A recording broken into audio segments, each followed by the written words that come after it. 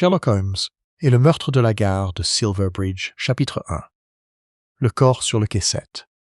Le brouillard de novembre enveloppait Londres tel un linceul lorsque l'inspecteur Cornelius Fitch arriva à la gare de Silverbridge.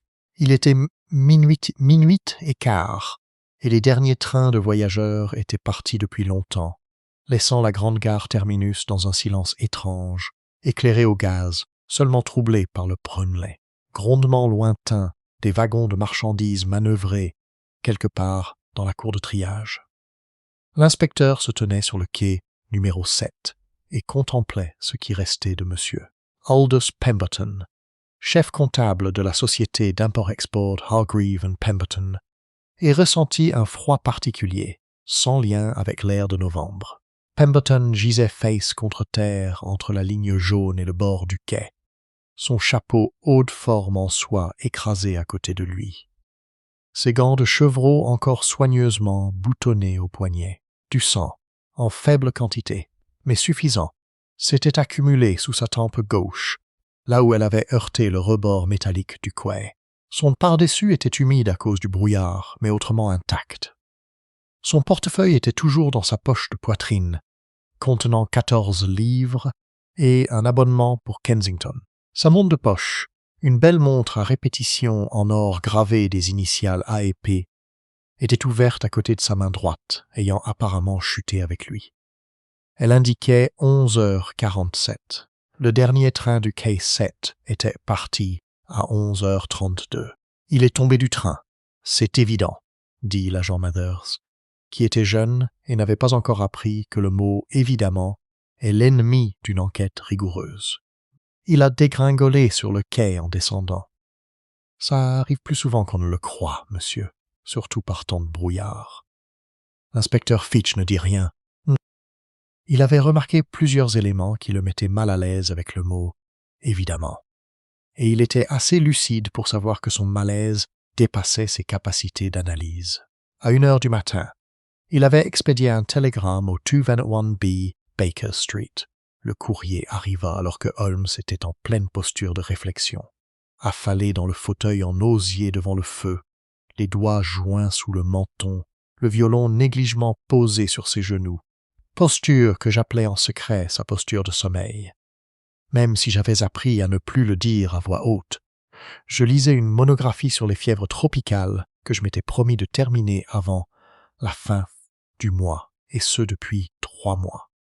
« Watson, » dit Holmes, sans ouvrir les yeux, « vous avez lu la même page 4 fois. »« Non, » ai-je dit, puis j'ai réalisé que si.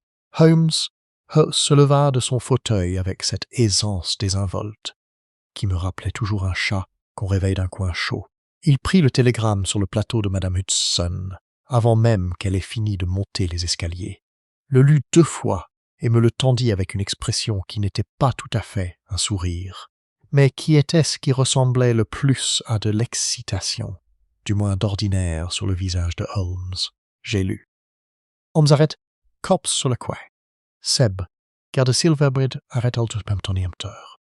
Accident apparent, mais circonstances particulières arrête demande. Vote assistance de toutes. Urgence arrête inspect. Heure Fitch police métropolitaine des circonstances particulières, ai-je dit. Cela pourrait vouloir dire n'importe quoi. Au contraire, Watson, cela signifie quelque chose de très précis. Holmes attrapait déjà son manteau et son écharpe. Fitch n'est pas du genre à l'imprécision. S'il m'a télégraphié à cette heure-ci en qualifiant la situation d'étrange plutôt que de suspecte ou d'obscure, c'est qu'il a observé quelque chose qu'il ne parvient pas à catégoriser, ce qui, à bien y réfléchir, est bien plus intéressant que suspect. Il marqua une pause. « Vous aurez besoin de votre manteau. Silverbridge, en novembre, est impitoyable. J'ai attrapé mon manteau. La traversée du Londres nocturne en taxi fut de ces voyages qui marquent une vie, non pas pour les paroles ou les actes prononcés, mais pour la qualité du silence et l'atmosphère de la ville que nous traversions. Le brouillard s'était considérablement épaissi depuis l'envoi du télégramme, et les réverbères à gaz y flottaient comme des lunes captives, chacune isolée dans son halo tremblant. Pendant de longs moments, nous ne croisâmes aucun autre véhicule. Le bruit ziznézabo des chevaux était étouffé, presque coupable, comme si les animaux pressentaient traverser une atmosphère solennelle. Holmes, les coudes sur les genoux, était assis en avant, observant le brouillard sans dire un mot. Je le connaissais assez bien pour reconnaître dans cet état une activité intellectuelle intense, et non une simple absence de conversation. Lorsque le brouillard plongeait une ville dans le silence, il semblait contraindre l'esprit de Holmes à l'activité inverse. Une sorte d'intense effervescence invisible. « Qu'en pensez-vous jusqu'à présent » ai-je demandé, lorsque le silence s'était tellement étiré qu'il en était devenu pesant. « Je n'en tire rien pour l'instant, » dit Holmes. « J'ai environ 4 faits et un mort. Ce n'est pas suffisant pour tirer des conclusions. C'est toutefois suffisant pour espérer. » Il me jeta un bref coup d'œil. « Dites-moi ce que vous savez de la gare de Silverbridge. »« Très peu. Hargreave et Pemberton, j'ai vu leurs entrepôts près des docks. Société d'import-export. Épices, je crois, et textiles. Et le Pemberton en question. Aldous Pemberton est leur comptable, pas un associé, ce qui est intéressant. » Holmes se rassit. Un homme qui gère l'argent d'autrui, voyageant seul dans un train tardif vers une gare où le dernier train partait à 23h32, sur un quai où on le retrouve mort, son portefeuille intact et ses gants, encore boutonnés. Je trouve ces gants particulièrement troublants. Les gants? Un homme qui tombe d'un train en marche, ou qui trébuche sur un quai dans l'obscurité, tend généralement les mains. C'est involontaire, presque entièrement involontaire. Les paumes en témoignent. Si ces gants sont boutonnés et, je présume, d'après le silence de Fitch à ce sujet, intacts, alors soit il n'a pas tendu les mains, soit sa chute n'est pas celle que suppose l'agent Mathers. Je le fixai du regard. « Vous connaissez l'agent Mathers ?»« Je connais les agents de police, » dit Holmes avec un sourire forcé. « Ils sont toujours fidèles à eux-mêmes. À 1h30 du matin, la gare de Silverbridge ressemblait à une cathédrale de fer froid et de silence. La verrière voûtée, magnifique en plein jour lorsque la lumière la traversait en larges colonnes dorées, était invisible dans le brouillard. Nous ne percevions qu'une immense obscurité au-dessus de nos têtes, comme si le ciel lui-même s'était abattu sur le bâtiment. Nos pas résonnaient sèchement tandis que l'inspecteur Fitch nous guidait à travers le hall désert. Devant des guichets fermés et des buvettes plongées dans l'obscurité, vers le quai numéro 7. Fitch était un homme d'une 50aine d'années, trapu et d'allure prudente, avec une moustache grise et le regard constamment scrutateur de quelqu'un qui passait sa vie professionnelle à déterminer si les choses étaient telles qu'elles paraissaient. Il serra la main de Holmes sans cérémonie excessive. « Merci d'être venu. Je sais que l'heure est indécente. »« L'heure est parfaite, » dit Holmes. « Cela signifie que rien n'a été dérangé. Rien n'a été nettoyé. La scène est telle qu'elle était. Ou presque. »« Presque, » dit Fitch, et la légère pause avant ces mots m'intrigua. « Le chef de gare a fait transporter le corps dans la salle d'attente avant que je puisse l'en empêcher. Il a dit que c'était pénible à voir pour le personnel de nuit. » Holmes ferma brièvement les yeux. Quelle délicatesse de sa part! Où le corps a-t-il été retrouvé exactement? Fitch désigna un tronçon de quai où un contour grossier avait été tracé à la craie, une précaution à la fois utile et insuffisante. Voilà. Face contre terre, dirigez-vous vers la voie. Holmes s'accroupit près de la ligne tracée à la craie et sortit sa loupe. Pendant les 12 minutes qui suivirent, j'ai chronométré, car je n'avais rien d'autre à faire de mes mains. Il examina chaque centimètre carré du quai numéro 7 délimité par la ligne. Eh bien, au-delà, il examina le bord du quai, la bande d'avertissement peinte en jaune, la structure métallique du quai sous le bord, et une portion de quai d'environ 1,20 m en direction des salles d'attente. Il ne dit rien. Il n'émit aucun son qui puisse être interprété comme une conclusion. Finalement, il se leva. « Le corps, dit-il, s'il vous plaît. » La salle d'attente de la gare de Silverbridge était un lieu conçu pour faire de l'attente une épreuve morale.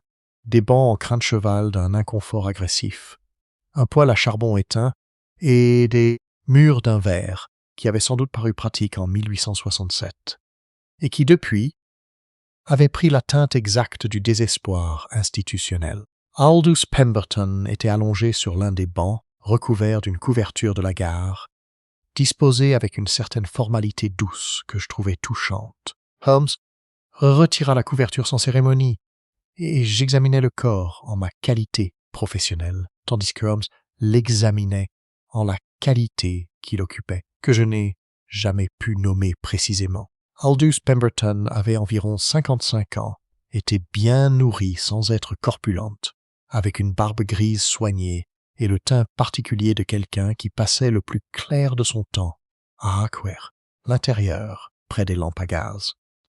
La blessure à sa tempe gauche était une contusion nette, la peau déchirée par l'angle d'un objet dur et droit. Il y avait très peu d'ecchymose, ce qui indiquait qu'il n'avait pas agonisé après le coup. Il était mort sur le coup. La mort n'a pas été instantanée, dis-je, mais très rapide, quelques minutes tout au plus. Le coup à la tempe a provoqué une lésion cérébrale fatale. Il aurait perdu connaissance immédiatement. Immédiatement, répéta doucement Holmes, toujours penché sur le corps. Oui, je le pensais aussi. Il observait la main droite de l'homme, qu'il avait soulevée avec une extrême précaution. Il examina la paume, les articulations, le poignet, puis la main gauche, puis le col de la chemise à la base du cou, sous le pardessus et la veste. Il s'attarda longuement sur le col. « Inspecteur, dit-il sans se retourner. Qui a trouvé corps ?» Le portier s'appelait Griffiths. Il faisait sa ronde de fin de nuit. Y avait-il des passagers sur le quai numéro 7 entre 11h30 et minuit? Du personnel. Quelqu'un qui aurait vu Pemberton arriver ou qui aurait s'aperçu quelque chose sur le quai. C'est une des particularités, a déclaré Fitch. Le dernier train sur le quai 7 est parti à 11h32. Nous avons identifié 4 passagers qui en sont descendus. 3 d'entre eux ont été retrouvés chez eux. La 4e, une femme nommée Cecily Marsh, une usagère régulière, est toujours recherchée. Holmes se détourna du corps. 4 passagères sont descendues d'un train à 11h32, dit-il. Or, le corps de monsieur Pemberton a été retrouvé à 11h50, soit à l'heure de la ronde du portier Griffiths. Cela laisse supposer que Pemberton se trouvait sur le quai avant le départ du train ou après son arrivée. Existe-t-il un train qui arrive au quai numéro 7 entre 11h32 et minuit? L'expression de Fitch change. Non, il n'y en a pas.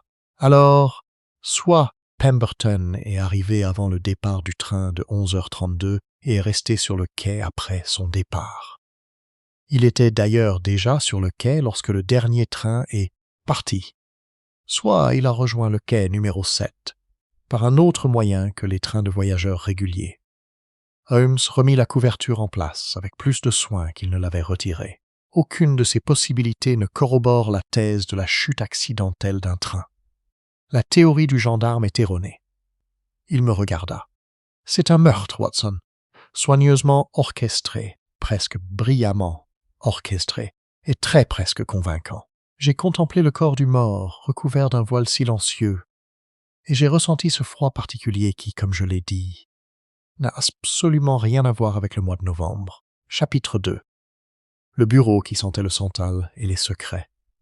Le lendemain matin, le brouillard s'était suffisamment dissipé pour offrir une vue correcte sur les toits de Londres, et Holmes était assis, à la table du petit-déjeuner, entouré de papiers, avec l'énergie concentrée d'un homme qui avait soit très bien dormi, soit pas du tout.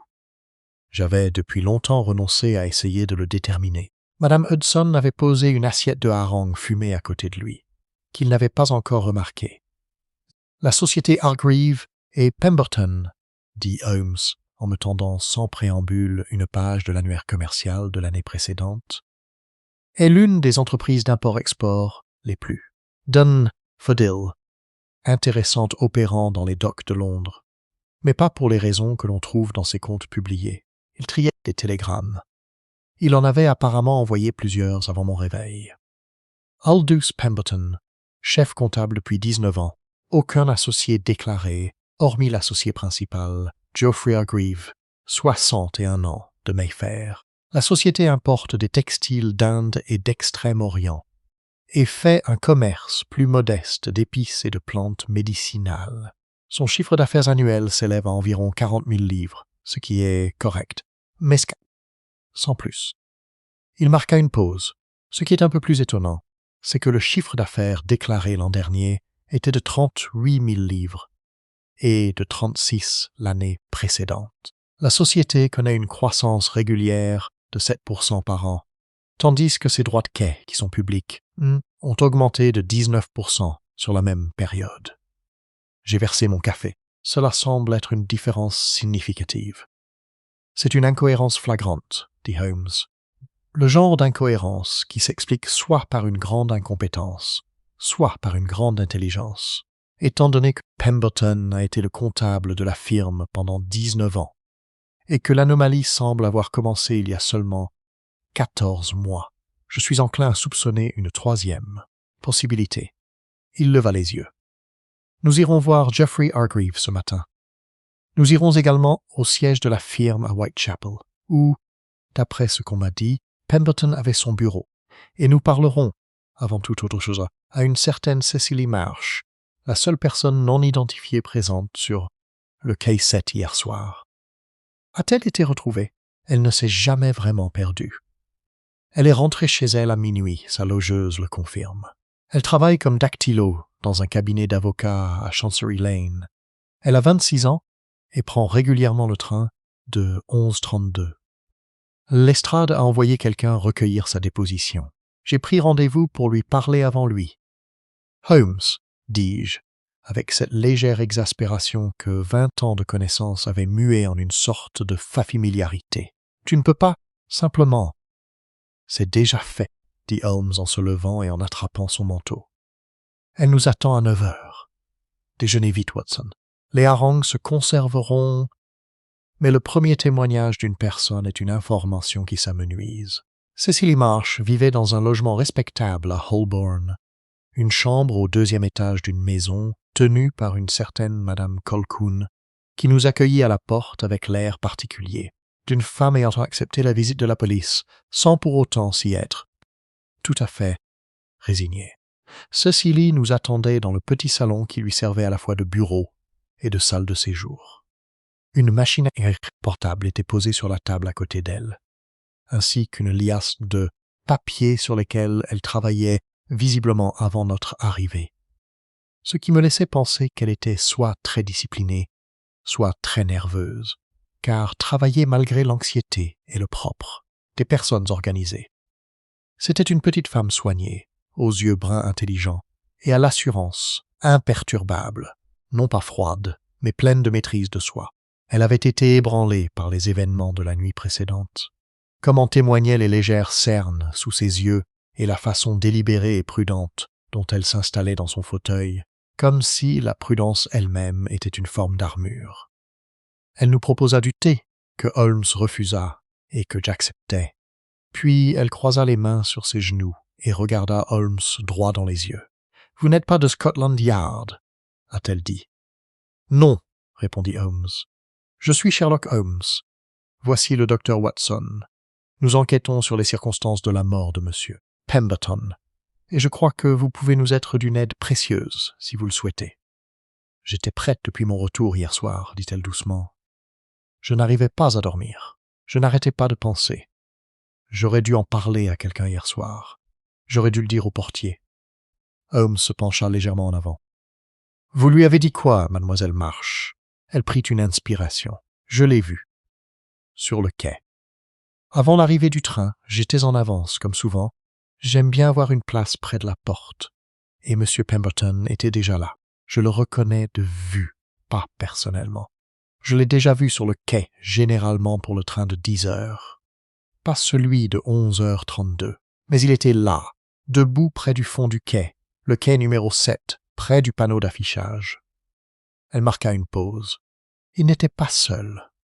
Le salon devint très silencieux. « Qui était avec lui ?» demanda Holmes. « Une femme, » dit Cecily Marsh.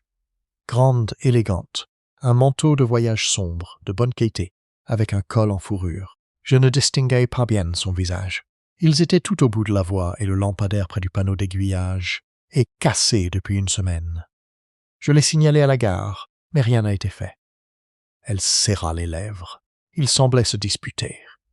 Pas fort, je n'entendais rien d'où j'étais, mais son attitude était affirmée. Et il semblait prendre ses distances, non pas par peur, plutôt, pour rapaiser, si vous voyez ce que je veux dire. Et puis le train est arrivé, a déclaré Holmes. Oui, et quand j'ai regardé à nouveau, une fois que nous étions tous montés à bord, j'ai regardé en bas du quai depuis la fenêtre du wagon. Monsieur Pemberton était toujours là, toujours au bout, mais la femme avait disparu. Vous êtes certain qu'il n'est monté dans aucun wagon? J'en suis absolument certain. Je regardais.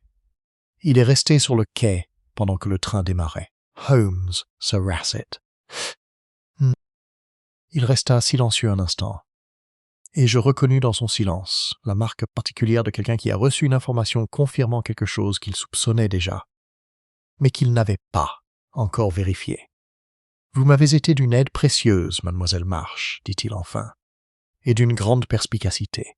J'aurais besoin d'une dernière information de votre part, si vous le voulez bien. » Le col en fourrure du manteau de la femme. « Pourriez-vous me décrire » Cecily réfléchit. De la fourrure sombre, très sombre, presque noire, et coupée d'une façon particulière, plus large devant que derrière, là où elle était attachée au col du manteau.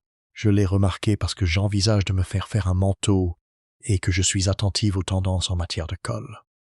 Elle semblait légèrement gênée de l'admettre. J'ai trouvé que c'était un travail très soigné. De la zibeline, peut-être, ou une très belle imitation de zibeline. Et le manteau lui-même, une teinte particulière? Une coupe? Un vert très foncé, dit Cecily. Le genre de vert qui paraît presque noir par faible luminosité. Holmes la remercia, se leva, et était à la porte avant même que j'aie fini mon thé. Je posai ma tasse en m'excusant et le suivis. « Alors » dis-je sur le trottoir.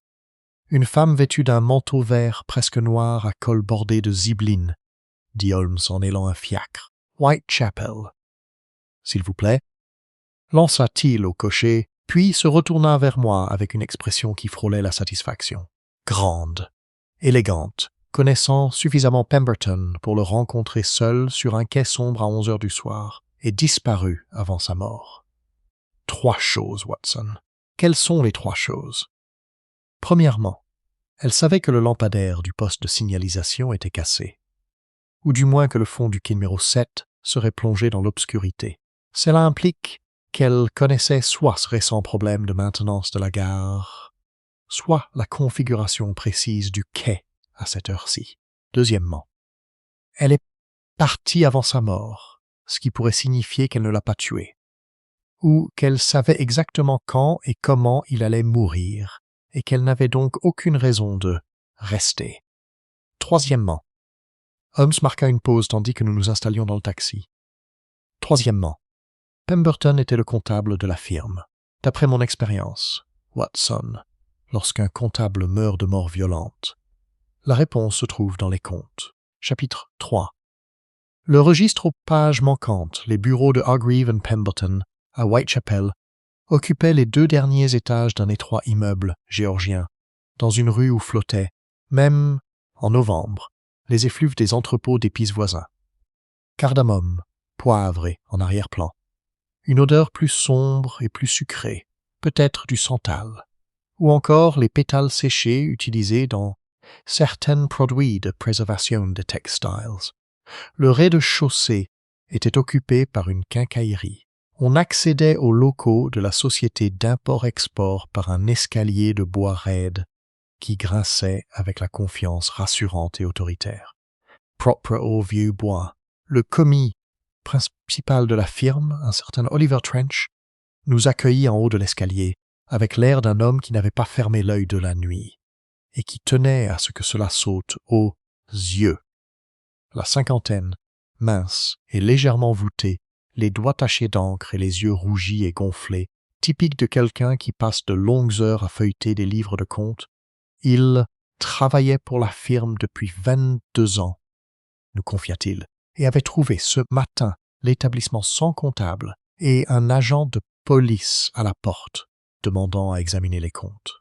« Ils ont pris le grand livre des comptes courants, » dit-il, avec l'angoisse d'un homme dont le sens de l'ordre a été profondément bafoué. La police.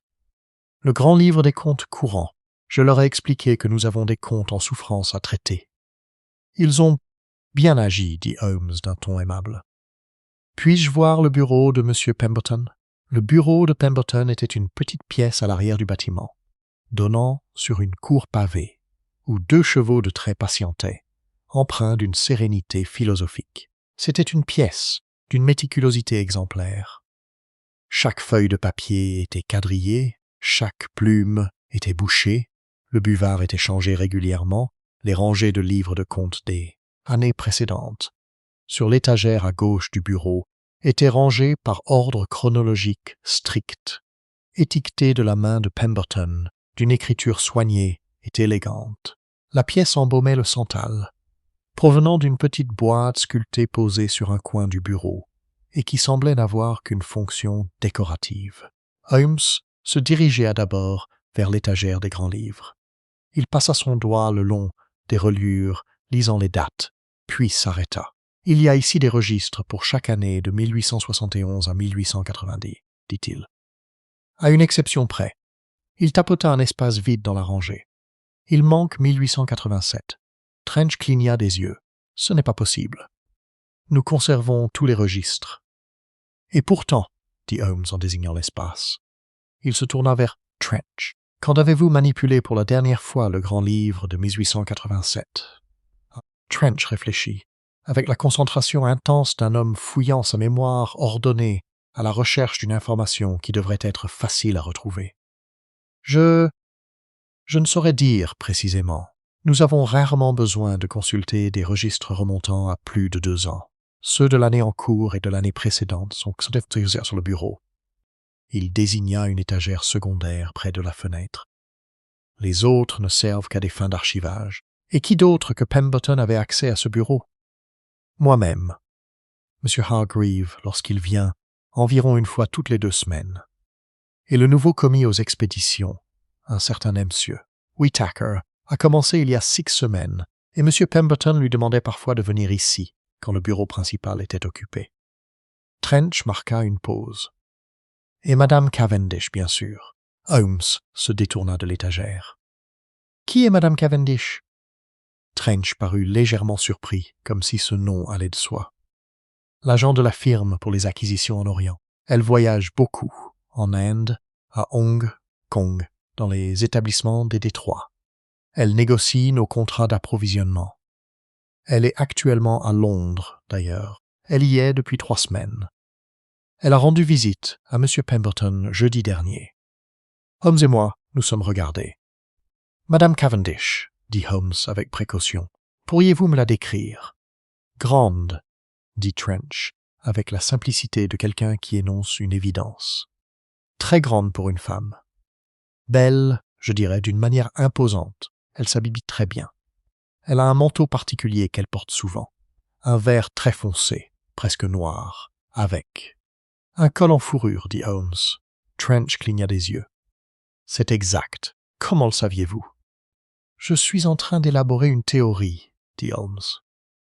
Dites-moi, y a-t-il quelque chose d'inhabituel dans la relation entre Madame Cavendish et Pemberton? Une tension quelconque entre eux? Le commis resta silencieux un instant. Son silence était empreint de prudence, celui d'un homme hésitant entre ce qu'il avait observé et ce qu'il jugeait opportun de révéler. Holmes attendit. Ces 6 dernières semaines, depuis l'arrivée du jeune Whittaker, j'ai remarqué que M. Pemberton était préoccupé, dit enfin Trench. Ce n'était pas un homme du genre à s'inquiéter.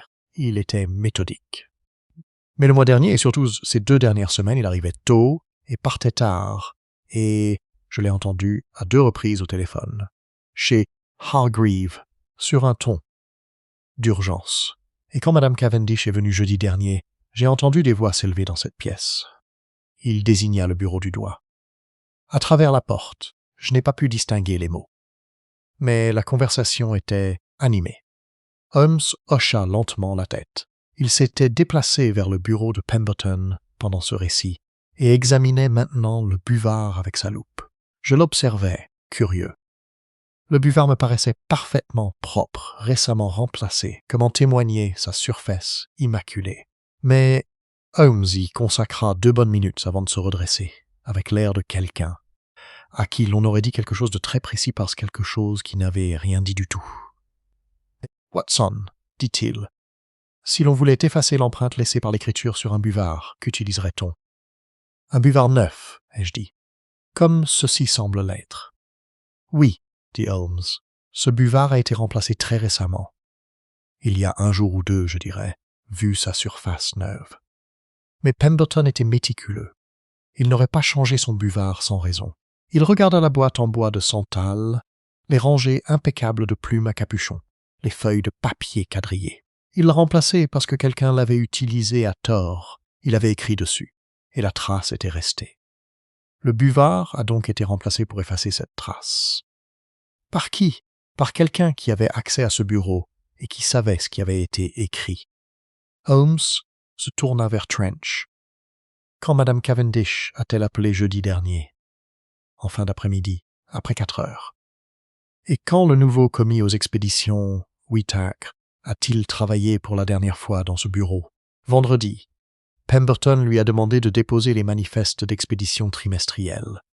Il est resté ici presque toute la matinée. » Holmes ne dit rien de plus, mais il y avait dans son silence, dans cette pièce embaumée de santal, une qualité que j'avais appris en plus de 20 ans à reconnaître à cette légère accélération du souffle qui accompagne le sentiment d'approcher de quelque chose d'important. Comme si la pièce elle-même venait de révéler quelque chose, non pas à moi, mais à Holmes, qui comprenait son langage particulier. Chapitre 4. Les 2 vies de Geoffrey Hargreaves. La maison de Geoffrey Hargreaves à Mayfair était de celles que l'argent construit lorsqu'il veut donner l'impression d'avoir toujours existé. Pierre, de Portland, laiton poli, jardinières aux plantes à la rigueur impeccable, entretenues par des professionnels. Elle se dressait dans une rue où chaque maison arborait la même expression de sérénité établie, comme si toutes les maisons de la rangée avaient convenu d'être de bon goût pour toujours et trouvaient. Cet agencement parfaitement satisfaisant, Hargreaves nous reçut en 100 personnes dans son salon, et ma première impression fut celle d'un homme visiblement effrayé, malgré ses efforts considérables pour paraître autre chose. C'était un homme corpulent, au teint rougeau, d'une 60aine d'années, aux cheveux blancs argentés soigneusement coiffés sur le côté, et au teint de quelqu'un qui avait passé sa jeunesse sous les Mamèdes, tropique, et en subissait encore les conséquences. Il se déplaçait avec la prudence délibérée d'un homme souffrant de gouttes, s'installant dans un fauteuil à haut dossier avec une légère grimace contenue. « Monsieur Holmes, dit-il, je suis ravi qu'une personne de votre calibre ait été engagée. » Aldous Pemberton était. Il s'interrompit. Sa voix avait fait quelque chose d'inattendu, et il attendit qu'elle se calme. Il a travaillé pour le cabinet pendant 19 ans. Il m'était indispensable, personnellement. « Je suis vraiment désolé, ai-je dit, et je le pensais sincèrement. » Hargreaves se reprit. « Je ne peux pas imaginer pourquoi quelqu'un lui voudrait du mal. Il était le plus méthodique, le plus honnête. » « Monsieur Hargreaves, dit Holmes, avec cette franchise agréable et directe que certains trouvaient offensante, et que j'avais depuis longtemps acceptée, comme étant simplement celle de Holmes. Quand avez-vous pris conscience, pour la première fois, qu'il y avait une irrégularité dans les comptes de l'entreprise? » Le salon du matin devint très silencieux. Les grandes mains de Hargreaves se crispèrent sur les accoudoirs de son fauteuil. « Je ne suis pas certain de comprendre ce que vous voulez dire. Les frais de quai pour Hargreaves et Pemberton ont augmenté de 19% en 14 mois, tandis que le chiffre d'affaires déclaré de la société a progressé d'environ 7%. Cet écart laisse supposer soit une augmentation significative des volumes d'expéditions non reflétés dans les revenus déclarés, soit l'utilisation des installations portuaires pour des marchandises qui ne figurent pas dans les comptes officiels de la société. » La voix de Holmes restait parfaitement aimable. « Je n'ai pas encore pu examiner votre grand livre, que l'inspecteur Fitch a actuellement en sa possession à Scotland Yard, mais je pense qu'il sera instructif. Ma question est simplement de savoir si vous étiez au courant de cette situation, et depuis quand. » Hargreaves regarda ses mains. C'était un homme qui, me semblait-il, avait atteint l'âge de 61 ans, en sachant quand le moment était venu d'arrêter de jouer. Il y a 8 mois, dit-il, j'ai commencé à avoir des soupçons. Il y a 6 mois que j'ai confronté Aldous. Il marqua une pause. Il n'en était pas l'instigateur. Je tiens à ce que ce soit parfaitement clair. Pemberton était d'une honnêteté excessive. C'était presque là le problème. Il l'a découvert et est venu me le dire au lieu de simplement le dissimuler. « Découverte de quoi, précisément ?» demanda Holmes. Quelqu'un utilisait notre quota de quai pour transporter des marchandises qui ne figuraient pas sur nos manifestes. Hargreaves leva les yeux, le visage empreint d'une profonde tristesse, celle d'un homme exploité qui ne parvient pas à dissocier sa colère de sa honte. Notre quota de quai est conséquent. Nous occupons les mêmes postes d'amarrage depuis 30 ans. Un poste d'amarrage régulier dans un port animé vaut bien plus que sa valeur nominale. Certaines entreprises seraient prêtes à payer généreusement pour une utilisation temporaire, notamment pour des marchandises qui exigent de la discrétion. « Des marchandises de contrebande », a déclaré Holmes.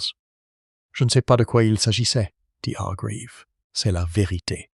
Je ne sais pas. » Et Aldous ne le savait pas non plus. Ce que nous savions, c'est que nos postes d'amarrage étaient utilisés pour environ 4 cargaisons supplémentaires par trimestre, qui ne figuraient pas dans nos registres, et que ces cargaisons étaient organisées par l'intermédiaire de l'agent de la compagnie en Extrême-Orient. Il s'arrêta. « Madame Cavendish, dit Holmes. »« Oui, le mot sortit doucement, comme un fardeau trop lourd à porter. Vivienne Cavendish. Elle est notre agent depuis 12 ans. Elle est extrêmement compétente dans son travail, je le dis sincèrement, dans le vrai travail. Elle a des contacts dans tous les grands ports, de Bombay à Shanghai. Je lui faisais une confiance aveugle. Il semblerait qu'elle ait abusé de cette confiance. Et quand Pemberton l'a confrontée, il ne l'avait pas encore fait, pas officiellement. Il constituait un dossier, documentant tout avec soin, comme Aldous le faisait toujours, méthodiquement. Il est venu me voir il y a 4 semaines et m'a dit qu'il aurait suffisamment d'éléments d'ici 15 jours pour les transmettre aux autorités compétentes. Il était anxieux, ce qui n'était pas dans ses habitudes. Je lui ai dit de faire attention. La voix d'Hargreaves s'est faite plus grave. J'aurais dû faire plus que lui dire de faire attention. Holmes resta silencieux un instant. Vous avez dit que Madame Cavendish avait organisé ses envois supplémentaires. Savez-vous qui les a reçus? Avec qui elle travaillait? Hargreaves secoua la tête. Non.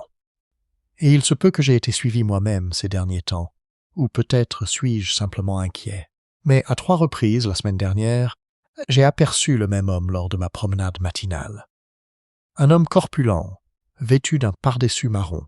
Je n'ai rien dit à la police, car cela me semblait sain, peut-être imaginaire.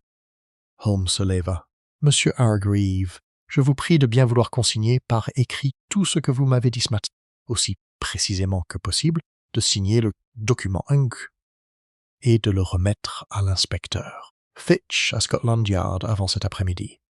Non pas pour votre protection. » Il marqua une pause. « Bien que cela vous protège, mais parce qu'un homme est mort, et que la vérité sur les circonstances de sa mort importe à quelqu'un qui ne peut plus s'exprimer. » Hargreaves avait déjà commencé à prendre son matériel d'écriture lorsque nous avons quitté la pièce. Chapitre fin. Le nouveau commis et la lampe cassée Whittaker, le commis aux expéditions, avait 23 ans et semblait avoir été récemment très effrayé, sans savoir comment réagir à cette rude expérience. Il travaillait à un haut bureau dans l'antichambre de Hargreaves & Pemberton, et lorsque Holmes et moi sommes revenus cet après-midi-là et avons demandé à lui parler en privé, une émotion a traversé son visage avant qu'il ne la maîtrise. Une émotion rapide et complexe, ni tout à fait de la culpabilité, ni tout à fait du soulagement, mais qui semblait contenir des éléments des deux. C'était un jeune homme à l'allure agréable, au visage carré et à l'allure soignée, avec un regard sombre et attentif et des manières légèrement trop formelles, propres à quelqu'un qui a pleinement conscience de son statut de nouveau venu et qui souhaite compenser par une grande précision. Trench. Trench nous avait dit qu'il avait d'excellentes références d'un cabinet de Bristol et qu'il était venu à Londres précisément pour le poste proposé. Nous avons discuté dans le bureau de Pemberton. Holmes en avait demandé l'usage pour l'après-midi, et Trench avait accepté avec l'air d'un homme observant quelqu'un réorganiser ses meubles et qu'il mêle, soupçonne de savoir ce qu'il fait. « Cela fait 6 semaines que vous travaillez dans ce cabinet, » commença Holmes, sans préambule. « Durant cette période, vous avez travaillé dans ce bureau à plusieurs reprises. Lors de votre dernière visite, vendredi dernier, vous y avez passé la majeure partie de la matinée à classer des manifestes d'expédition. »« Oui, monsieur, » répondit Whittaker. « Avez-vous remarqué quelque chose d'inhabituel au bureau pendant que vous travailliez? Quelque chose qui détonnait? Un document ou un registre qui vous a paru inattendu? » Whittaker resta silencieux un instant, qui dura peut-être une demi-seconde de trop. « Non, monsieur, dit-il. » Holmes le regarda fixement. « Crook. »« Monsieur Whittaker, je tiens à vous dire que je compte tout savoir de ce qui s'est passé dans ce cabinet ces 6 dernières semaines avant de conclure mon enquête. La meilleure solution pour quiconque est innocent du meurtre de monsieur Pemberton est de me dire la vérité, immédiatement, car l'alternative serait de le présumer coupable, ce qui entraîne des conséquences que l'honnêteté n'implique pas. » Il marqua une pause. « Maintenant, avez-vous remarqué quelque chose d'inhabituel vendredi dernier, alors que vous travailliez dans ce bureau? » Un long silence. Les mains de Whittaker, posées à plat sur ses genoux, s'écrasèrent. « Oui, dit-il doucement. »« Bien, dit Holmes. Dites-moi, vendredi matin, je rangeais les manifestes dans l'armoire là-bas. » Il désigna l'armoire latérale à droite du bureau. « Et j'ai remarqué que le deuxième tiroir, celui où sont rangés les anciens documents d'expédition, était resté ouvert. Monsieur Pemberton était très méticuleux et fermait toujours cette armoire à clé quand il n'était pas au bureau. Je le savais. Il me l'avait dit clairement à mon arrivée. Alors, ce tiroir ouvert m'a interpellé. « Il s'interrompit. « Vous avez regardé à l'intérieur, a dit Holmes. J'ai regardé à l'intérieur. Je sais que je n'aurais pas dû, mais j'ai regardé, et il y avait un document au-dessus des autres papiers. Une lettre, ou la copie d'une lettre. C'était l'écriture de M. Pemberton, et elle était adressée à quelqu'un à la chambre de commerce. Pourriez-vous le lire, une partie du document? Il décrivait des expéditions supplémentaires, 4 par trimestre, sur les 14 derniers mois, utilisant les quais de la compagnie. Il y avait des dates, et il y avait un nom. Whittaker s'interrompit, et la peur se lisait nettement sur son visage. Il y était question de Madame Cavendish comme organisatrice. Il y avait un nom que je ne connaissais pas. Un nom d'homme. Quelqu'un avec qui Madame Cavendish aurait collaboré. Il marqua une pause. Ce nom était Rourke. Le visage de Holmes demeura parfaitement impassible. Un seul nom, pas de prénom, pas de titre, seulement Rourke. La lettre n'était pas signée. C'était juste le brouillon, je crois, ou une copie. Whittaker déglutit. Je l'ai remise à sa place. J'ai fermé le tiroir à clé. Je me suis dit que ça ne me regardait pas. Mais ensuite, j'ai appris ce qui était arrivé à M. Pemberton, et je... Avez-vous raconté à quelqu'un ce que vous avez vu? Demanda Holmes. À personne? À Mme Cavendish elle-même? Au commis Trench? À personne. Personne, a dit Whittaker. J'avais peur. Vous avez été raisonnable, dit Holmes. Je vous prie de bien vouloir noter par écrit ce que vous m'avez dit, dans vos propres mots, et de me le remettre avant de quitter ce bâtiment aujourd'hui. Je vous prie également de ne parler de cette conversation à personne, et surtout pas à Madame Cavendish, si elle venait à vous contacter. Il marqua une pause. « Elle a votre adresse ?» L'expression de Whittaker a brièvement changé. « Elle... Oui, elle a demandé les adresses de tous les nouveaux employés. Elle a dit que c'était pour la liste de cadeaux de Noël. » Holmes se leva brusquement et se dirigea vers la fenêtre, regardant la cour pavée avec une expression que je ne pouvais pas voir de là où j'étais assis, mais que je reconnus à la posture de ses épaules. Il réfléchissait très vite. « Watson, dit-il sans se retourner, j'ai besoin que tu fasses quelque chose pour moi cet après-midi. »« Bien sûr, ai-je répondu. Rendez-vous à la gare de Silverbridge et parlez au chef de gare du lampadaire à gaz cassé, près du panneau de signalisation sur le quai 7. Demandez-lui précisément quand le problème a été signalé.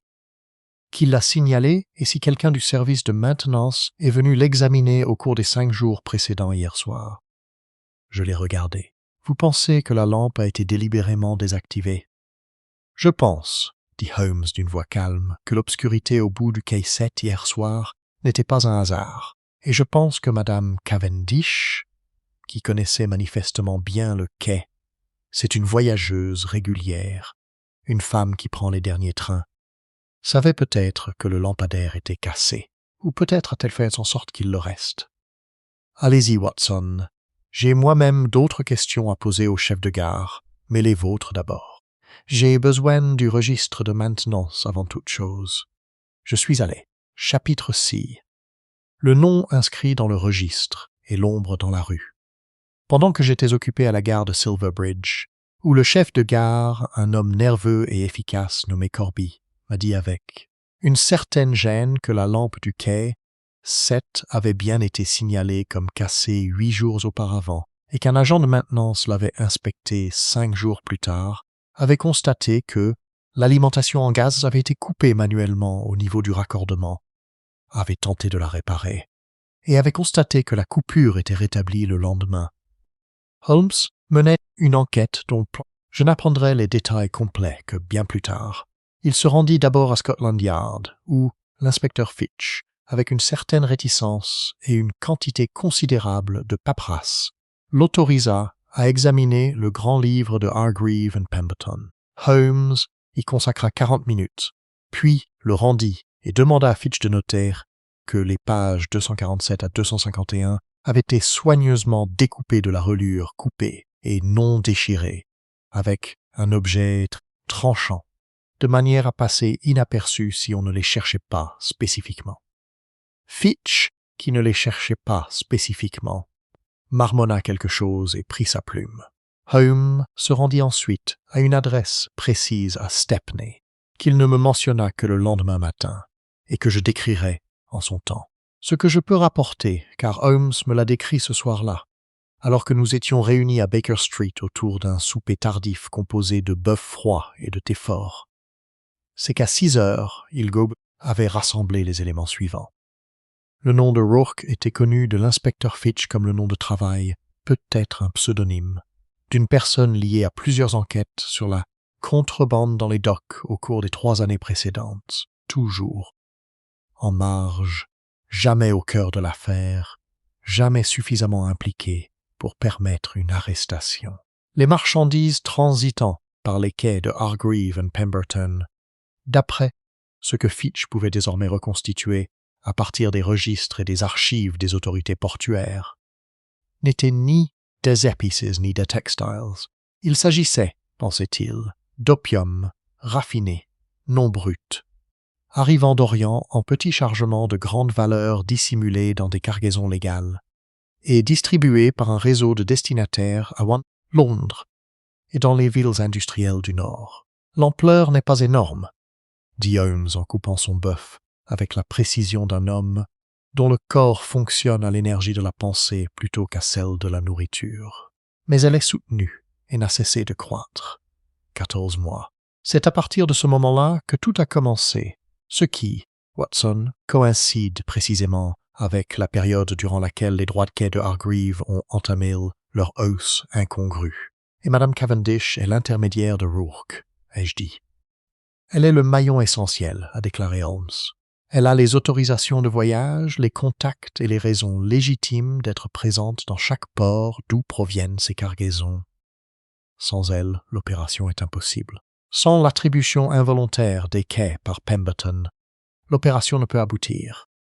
Il posa son couteau, et Pemberton, lorsqu'il a compris ce qui se passait, a commencé à tout documenter minutieusement en vue de saisir le Board of Trade. Il a rédigé une première version de sa lettre. Il en a conservé des copies. Et puis, à un moment donné au cours des 2 dernières semaines, soit Cavendish a découvert qu'il documentait tout, soit Rourke a été averti, soit les deux. Le buvard, ai-je dit. Whitaker a dit que le tiroir était déverrouillé vendredi matin. Je pense que Pemberton l'a laissé ouvert par inadvertance. Il était préoccupé, comme l'a fait remarquer Trench. Cavendish a appelé jeudi. Elle en a vu assez.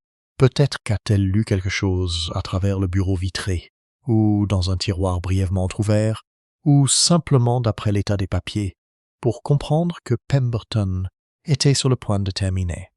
Elle a contacté Rourke. Holmes marqua une pause.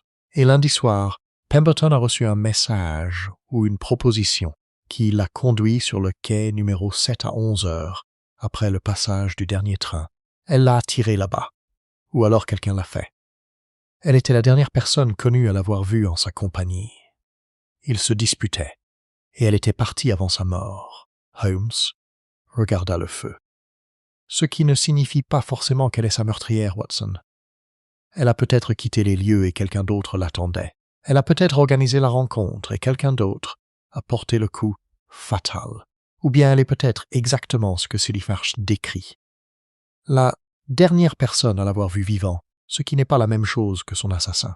Mais vous croyez qu'elle est impliquée. Je crois qu'elle est impliquée jusqu'au col de fourrure de son magnifique manteau vert, presque noir, dit Holmes. La question est de savoir à quel titre, et qui d'autre est impliqué avec elle. Il se leva et alla à la fenêtre, regardant Baker Street en contrebas, où le brouillard du soir commençait à se reformer avec la patience déterminée de quelque chose qui sait qu'il finira par l'emporter. Et la question de savoir qui est réellement Rourke. Parce que je ne pense pas que Rourke soit un pseudonyme pour une personne que nous ne connaissons pas, Watson. Je pense que Rourke est un pseudonyme pour une personne que nous avons déjà rencontrée. Je le fixai du regard. Qui? Demain, dit Holmes. J'ai encore une course à faire ce soir, et ensuite nous verrons. Chapitre 7. Holmes disparaît et Fitch s'impatiente. Holmes était parti quand je suis descendu prendre mon petit déjeuner le lendemain matin. Ce n'était pas, en soi, remarquable. Holmes avait des horaires qui ne correspondaient à aucune convention reconnue par le monde éveillé. Mais il avait laissé une note qui était « Watson, ne t'inquiète pas. Parti étudier quelque chose. De retour avant 14 heures. Si Fitch vient, dis-lui que le nom inscrit dans le grand livre de Stepney est plus important que celui du grand livre de la firme. Il saura quoi faire. » Chut! Fitch est arrivé à 10h30. Avec l'expression particulière d'un homme dont l'affaire se complexifie à un rythme qu'il trouve professionnellement déstabilisant. « Où est-il » demanda Fitch en s'asseyant sans cérémonie dans le fauteuil de Holmes, et en acceptant le thé que Thomas Hudson apporta avec la grâce automatique d'une longue pratique. « Il n'a rien dit, lui ai-je répondu. Il a cependant laissé un message. Je lui ai remis le mot de Holmes. Fitch le lut 2 fois. Son expression changea. « Le grand livre de Stepney, dit-il, mi-soi-même, mi-moi. Comment connaît-il le grand livre de Stepney ?»« Je ne peux pas vous le dire, ai-je répondu honnêtement. Il a mentionné qu'il était allé quelque part à Stepney hier soir. »« Il y a un intermédiaire, dit lentement Fitch, que nous surveillons depuis quelques mois à Stepney. Un homme qui gère une petite agence d'import-export comme façade. Nous avons perquisitionné ses locaux la semaine dernière pour une affaire similaire et avons trouvé, dissimulé derrière les boiseries, un registre parallèle, un enregistrement de transactions qui ne figure pas dans sa comptabilité officielle. Le nom de Rourke y apparaît, en tant que fournisseur. Il posa le billet. Nous n'avons pas divulgué cette information. Holmes ne peut pas en avoir connaissance par voie officielle. Holmes a des canaux non officiels, dis-je avec le calme d'une longue expérience. Beaucoup. Fitch accepta cette explication. Le nom dans le registre, dit-il. Dans le registre de Stepney, en face du nom Rourke, il y a une initiale et une adresse partielle. L'initiale est H. L'adresse partielle semble être Mayfair. Il me regarda fixement. Mayfair est l'endroit où vit Geoffrey Hargreave. J'y ai longuement réfléchi. Vous pensez que Hargreave est Rourke? Je pèse mes mots, dit Fitch. Mais Holmes a dit que le nom figurant dans le grand livre de Stepney est plus important que celui figurant dans le grand livre de la firme. Et s'il connaît l'existence du grand livre de Stepney... Il marqua une pause. Alors il pourrait aussi savoir si H et Hargreave sont la même personne. Mais Hargreave est venu nous voir, dis-je. Il nous a parlé de Cavendish. Il nous a parlé de l'enquête de Pemberton. Un coupable.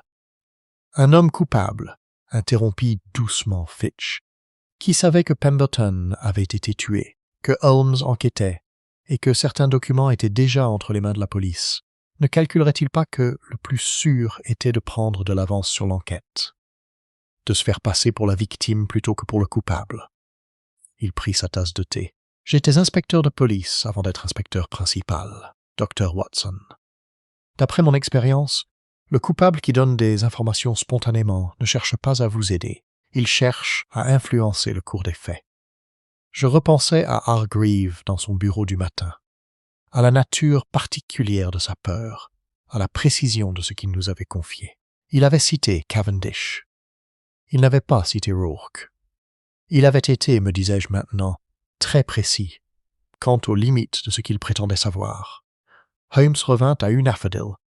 Holmes à 1h20, sans manteau, dans un état d'énergie légèrement décoiffé, qui laissait supposer qu'il avait traversé plusieurs lieues à la hâte, sans prendre le temps de se recoiffer. Il monta les escaliers 4 à 4, apparut sur le seuil et s'arrêta en apercevant Fitch, assis dans son fauteuil. « Bien, dit Holmes. Vous êtes tous les deux là. J'étais sous terre. Métro, ai-je demandé. Métaphoriquement, et dans un cas, littéralement. Il y a une cave dans un bâtiment près de la gare de marchandises de Silver Bridge que je vous serais très reconnaissant de bien vouloir fouiller, inspecteur, muni d'un unhold mandat, avant cet après-midi. Il attrapa déjà son manteau sur le crochet.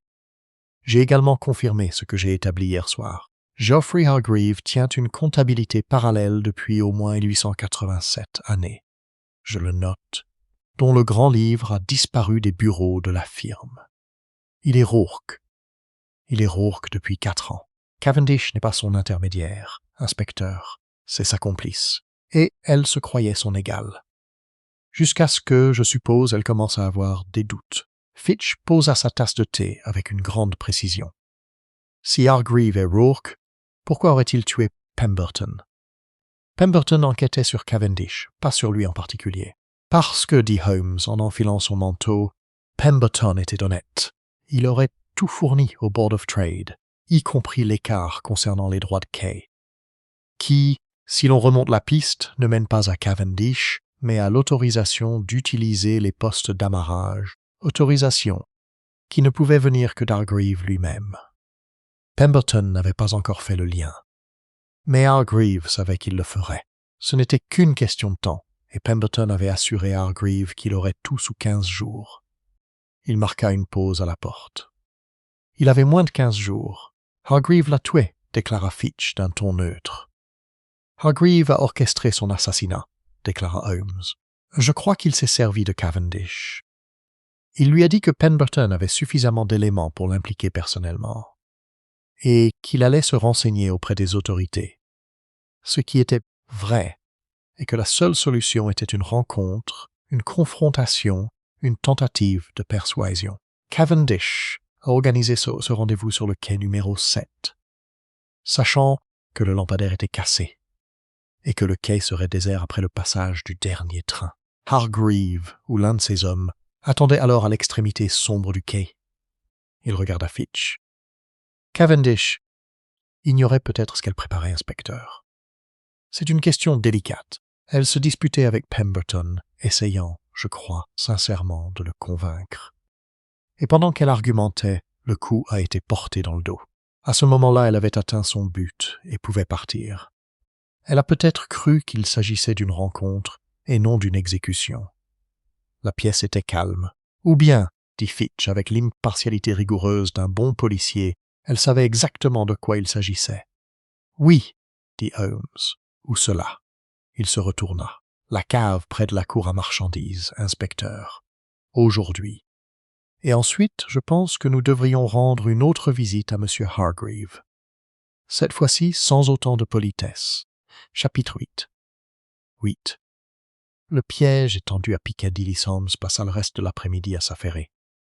3 visites auxquelles je n'ai participé que partiellement, 2 télégrammes envoyés et reçus, et une longue conversation dans sa chambre avec un homme que je ne connaissais pas et qui est entré et sorti en moins de 20 minutes.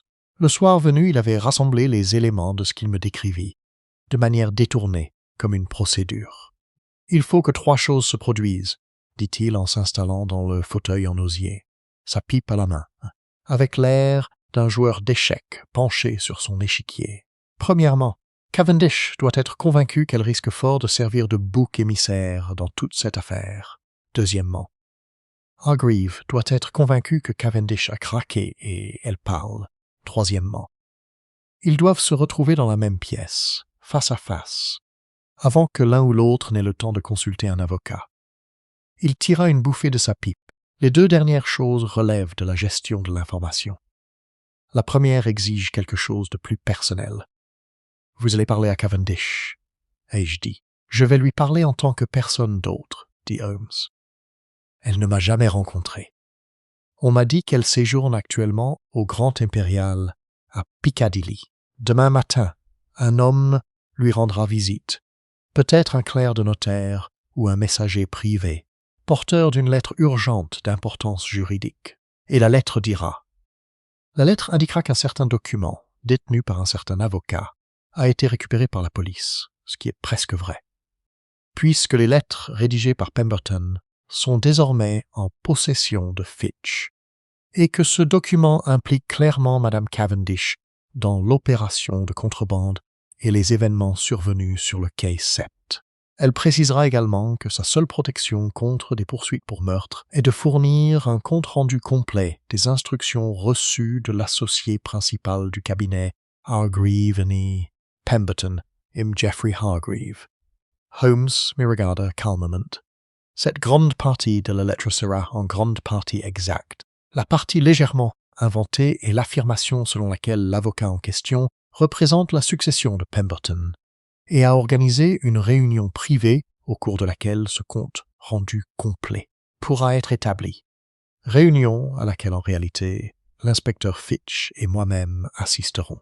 Holmes, dis-je lentement, si elle consulte un avocat avant cette réunion, c'est une femme qui a passé 12 ans à gérer des négociations extrêmement complexes sur les marchés étrangers, a déclaré Holmes. Elle ne consultera pas d'avocat tant qu'elle n'aura pas une vision complète de la situation. Elle voudra d'abord des informations, et c'est précisément ce que je me propose de lui fournir. Il marqua une pause.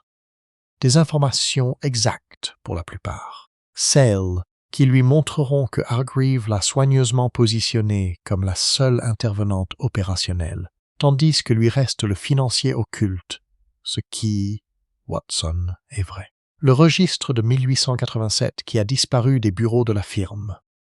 Je pense qu'on le retrouvera, avec d'autres documents, dans la cave de Silverbridge que Fitch fouille aujourd'hui, et je crois qu'il consigne des transactions autorisées par Hargreaves, mais exécutées exclusivement au nom de Cavendish.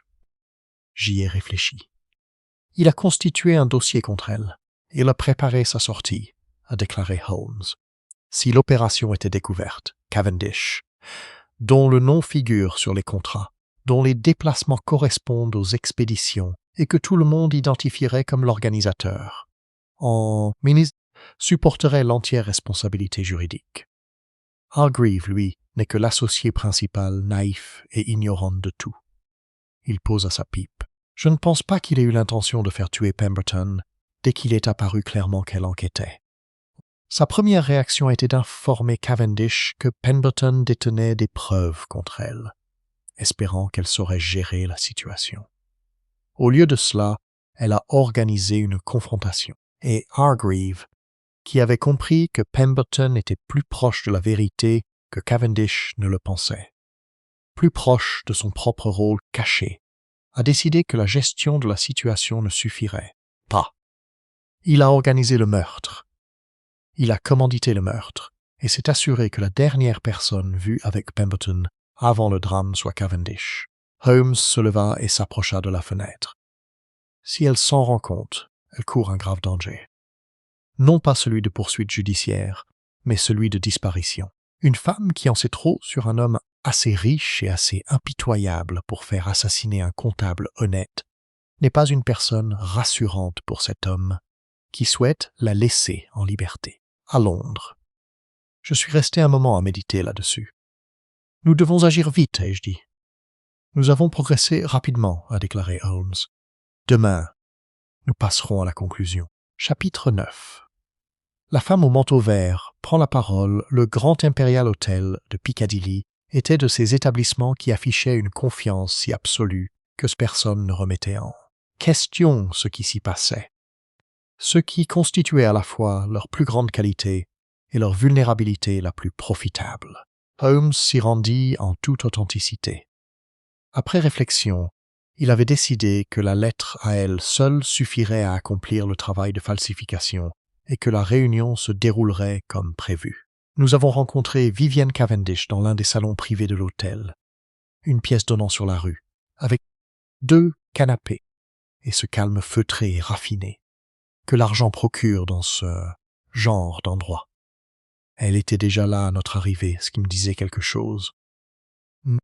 Elle nous attendait, donc elle était arrivée en avance. Donc la lettre avait parfaitement atteint son objectif. Elle était exactement comme Cecily Marsh l'avait décrite. Grande, belle d'une beauté imposante qui inspire la volonté plutôt que la simple beauté. Vêtue avec la précision discrète de quelqu'un qui a passé des années à négocier dans des milieux où l'apparence est synonyme d'autorité. Elle portait son manteau vert par-dessus le dossier de sa chaise. Le colon zibeline reposait sur le tissu sombre comme endormi. Elle regarda Holmes avec le calme évaluateur d'une femme qui a passé sa carrière à analyser les gens de l'autre côté d'une table, et dit « Vous êtes Sherlock Holmes, pas un clerc de notaire. »« Non, » répondit Holmes d'un ton aimable, assis en face d'elle. Mais tout ce qui est écrit dans la lettre est exact, y compris la partie concernant les documents. Il marqua une pause. « Madame Cavendish, je crois que vous ne comprenez que partiellement votre situation. J'aimerais vous expliquer les points qui vous ont peut-être échappé. » Elle resta immobile un instant.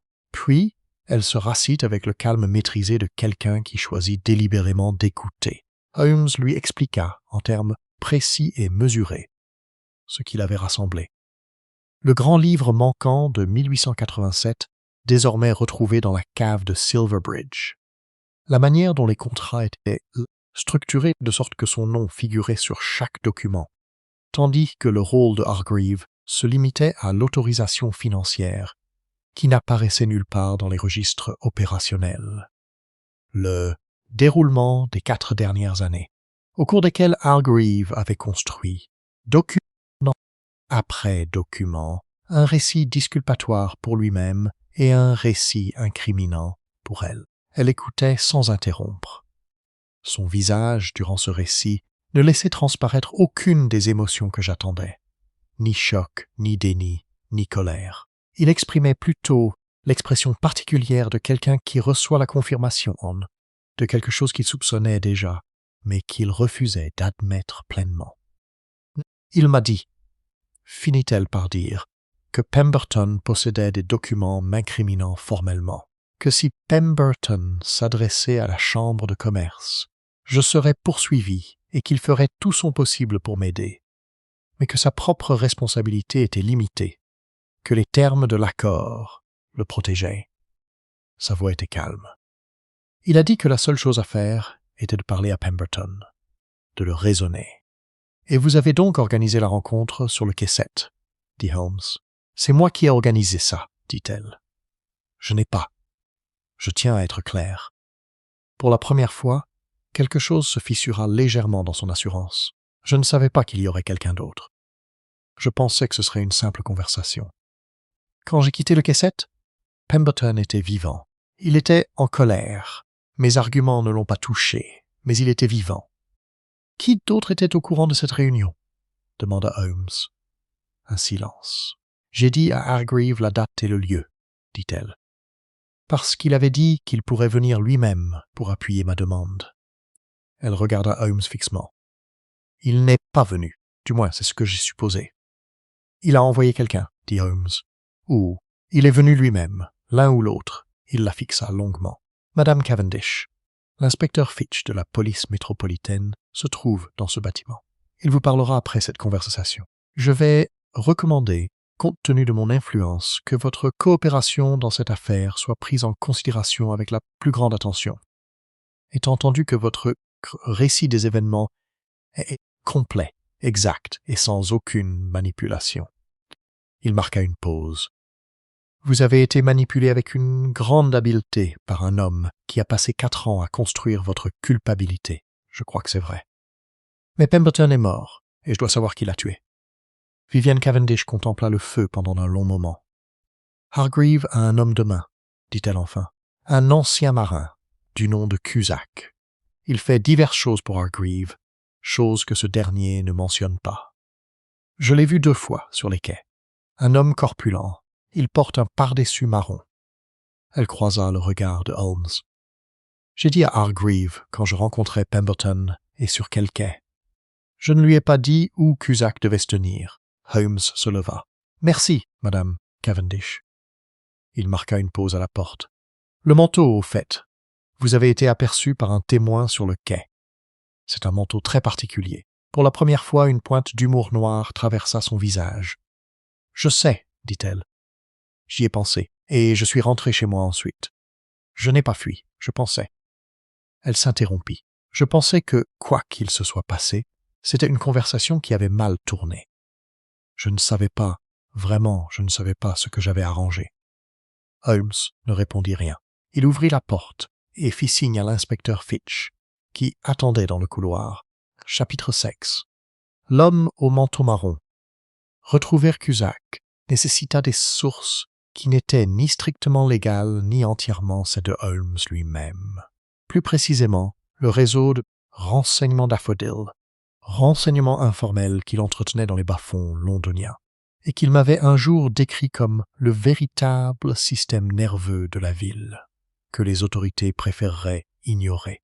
À midi, ils trouvèrent Cusack dans un pub près de la gare de marchandises de Silverbridge, ce qui était soit très stupide, soit très sûr de soi, et que Holmes qualifia de simple habitude. Les hommes du genre de Cusack retournent dans des lieux familiers.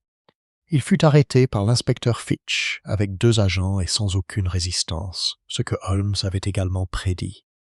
C'est un homme de mains engagé, Watson, pas un criminel de principe. Quand l'autorité se manifeste par le nombre et que celui qui l'emploie est manifestement corrompu, ces hommes ne voient aucun intérêt à l'héroïsme. Confrontés au récit de Cavendish, au registre retrouvé dans la cave, qui contenait, comme Holmes l'avait prévu, les autorisations financières de Hargreave signées de sa propre main.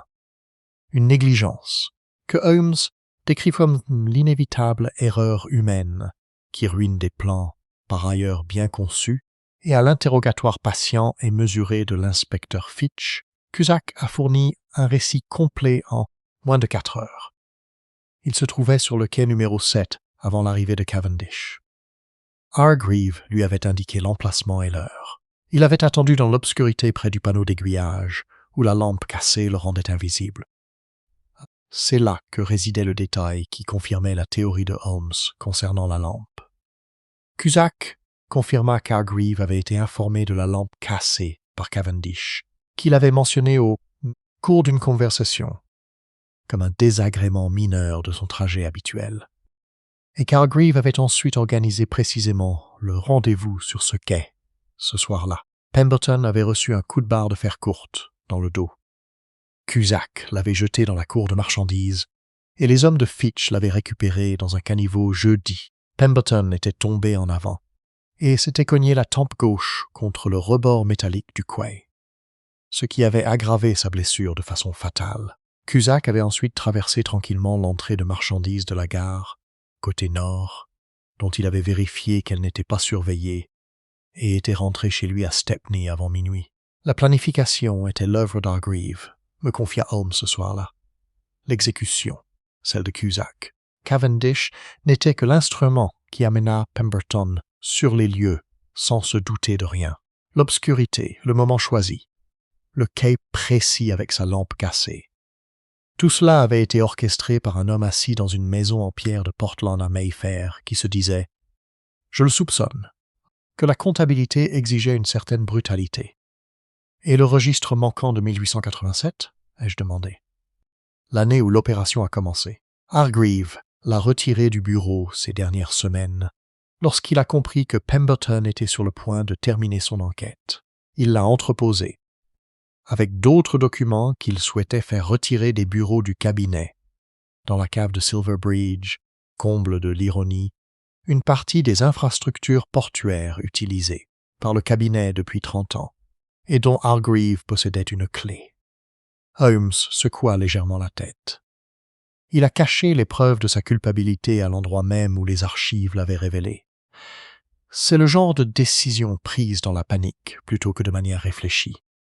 Hargreave a paniqué. Hargreave était un homme prudent qui, pendant 4 ans, avait maintenu une opération exigeant que des personnes tout aussi prudentes ignorent certaines choses. Lorsque Pemberton, le plus prudent de la firme, commença à se douter de quelque chose, l'homme prudent paniqua. Holmes regarda l'incendie. C'est la tragédie récurrente de l'intelligence mise au service de la malhonnêteté, Watson. L'intelligence est réelle et la malhonnêteté l'est aussi, finalement, et l'une ne rachète pas l'autre. Chapitre 11. L'arrestation à Mayfair et la vérité sur le quai 7 Geoffrey Hargreave a été arrêté jeudi matin à son domicile en pierre de Portland, dans le quartier de Mayfair, 2 jours après les aveux de Cusack. L'inspecteur Fitch s'est présenté en personne, accompagné d'un nombre suffisant de policiers pour que le geste soit sans équivoque et muni d'un mandat signé par un magistrat qui avait reçu un briefing très détaillé la veille. Holmes et moi étions présents. Fitch avait fait cette faveur, pensais-je, en reconnaissance de ce qui était dû, plutôt que par nécessité procédurale. Hargreave nous reçut dans le même salon où nous avions pris le temps de discuter avec lui 3 jours auparavant. Il était habillé, le feu était allumé, et il était manifestement levé depuis un certain temps. Lorsqu'il aperçut nos visages, celui de Fitch et les derrière lui, il s'assit dans son fauteuil à haut dossier avec la précaution délibérée d'un homme s'asseyant sur une surface qu'il sait difficile. « Que sais-tu » demanda-t-il. « Tout » répondit simplement Holmes. Hargreave resta silencieux un instant. Le feu était le seul bruit dans la pièce. Il regarda la cheminée, où une petite horloge en émail tic-tac, avec la constance immuable d'un objet qui ignore tout du sens du temps pour les hommes. « Pemberton allait tout détruire, dit-il. Pas seulement l'exploitation, l'entreprise. J'ai passé 19 ans à bâtir cette entreprise. » Il marqua une pause. 22 ans, avec Pemberton à mes côtés. Et il allait tout livrer à la chambre de commerce, parce qu'il avait trouvé une anomalie dans les droits portuaires. Sa voix avait cette particularité d'être celle de quelqu'un qui, après avoir répété une justification, s'aperçoit, au moment de la prononcer, qu'elle sonne encore plus mal qu'à l'oral. « Monsieur Hargreave, dit l'inspecteur Fitch, je vous arrête pour suspicion de meurtre d'Aldous Burton, ainsi que pour des accusations connexes de complot et de fraude. Je dois vous informer. Je sais ce que vous devez me conseiller, dit Hargreave. Il se leva lorsque Fitch le rejoignit, ce qui, à mon avis, fut le dernier geste digne qu'il fit dans cette maison. Je voudrais envoyer un message à mon avocat. Bien sûr, répondit Fitch. Holmes et moi sommes partis avant qu'Hargreave ne soit escorté hors des lieux. Nous avons descendu la rue par cette matinée de novembre, froide et claire après le brouillard des jours précédents. Le genre de matinée londonienne où, parfois, à contre-cœur, le soleil laissait entrevoir sa véritable nature. Et Holmes est resté silencieux un long moment. C'est lui qui a tout construit, ai-je fini par dire. Toute l'opération. La relation avec Cavendish. La structure qui a apposé son nom sur tout.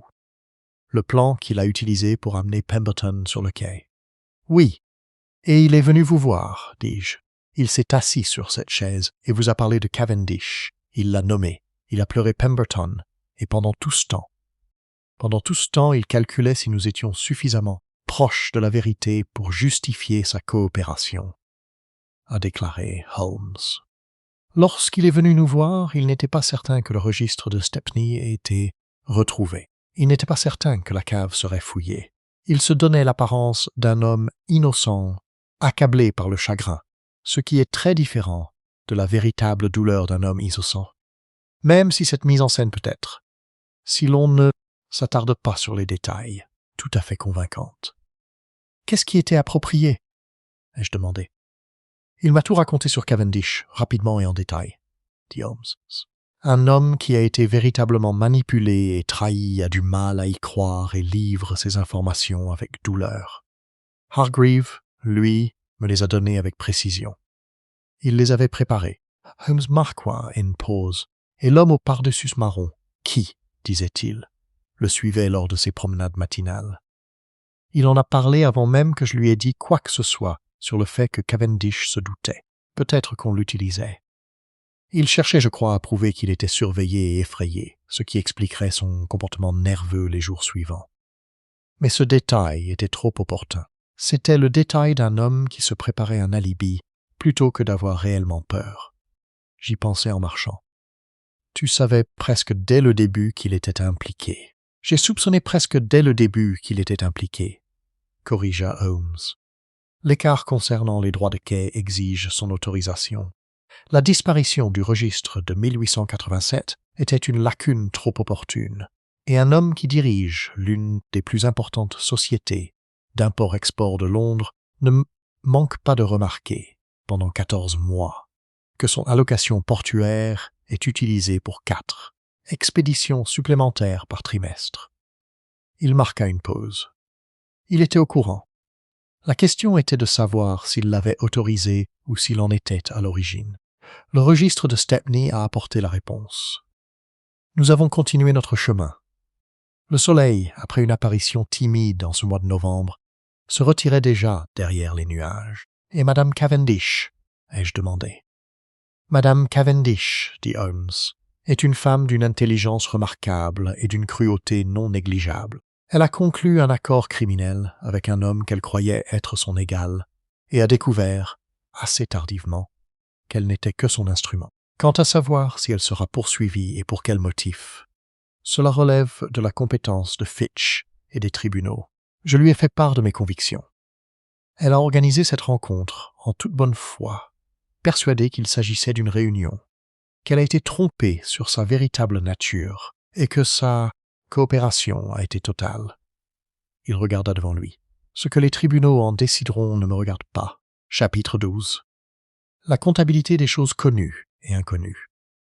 L'inspecteur Fitch est arrivé à Baker Street le samedi suivant l'arrestation, avec une bouteille de claret à prix raisonnable et l'air d'un homme qui a bouclé une affaire et souhaite la clore correctement. Nous étions assis tous les trois autour du feu, et Fitch faisait le compte rendu officiel tandis que Holmes écoutait, les pieds sur le pare-feu et les doigts joints, corrigeant de temps à autre des pointes mineures avec la douce précision d'un homme qui ne peut s'en empêcher. Les marchandises entreposées dans la cave de Silverbridge, qui s'avéra être un espace de stockage secondaire scellé que Hargreaves avait transformé à son usage privé quelques années auparavant, et dont l'existence était connue des autorités portuaires de manière abstraite, mais dont l'accès n'était pas contrôlé, avait été catalogué. Elle comprenait le grand livre manquant de 1887, 3 années de documents financiers privés de Hargreaves, un registre détaillé des cargaisons de contrebande, rédigé de la main de Hargreaves, et portant le pseudonyme de Rourke, ainsi qu'environ 200 livres sterling, 200 nonces scoletaires en billets de la banque, en ce qui semblait constituer des fonds de fonctionnement non déclarés. La question de l'opium, a déclaré Fitch. Nous avons retracé 4 des 6 derniers envois jusqu'à leur destinataire. 1 à Londres, 2 à Manchester et 1 à Liverpool. Nous travaillons sur l'approvisionnement, les contacts de l'Est, mais cela prendra du temps. Cavendish peut vous aider, a déclaré Holmes. Elle connaît tous les contacts dans tous les ports. Si conditions proposées sont correctes, elle vous donnera tous les détails. Nous sommes en négociation, a déclaré Fitch. Son avocat est. Il marqua une pause diplomatique. Actif. Et Cusack, ai-je demandé. Il est placé en détention provisoire, a déclaré Fitch. Ses aveux sont confirmés. Il témoignera contre Hargreaves. Il est accusé d'homicide involontaire au minimum, mais nous insistons pour qu'il soit inculpé du chef d'accusation le plus grave. Hargreaves est accusé de meurtre, de complot en vue de commettre ce crime compte tenu des circonstances. Il marqua une pause. Ce sera un procès important. Cela va susciter beaucoup d'attention, dit Holmes. Un importateur réputé, une entreprise vieille de 19 ans, un comptable assassiné. La presse sera enthousiaste. Il le dit avec un léger dégoût.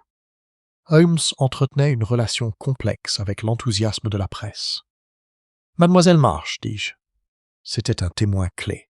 son récit de Cavendish sur le quai. « L'acte a été officiellement recueilli, » dit Fitch. Elle était très calme et très lucide, un témoin plus fiable que la plupart des professionnels. Il esquissa un sourire. Elle a mentionné que vous aviez tous deux été très aimables lors de votre conversation. Watson en était gentille, a déclaré Holmes. Je lui ai posé des questions sur l'école en fourrure.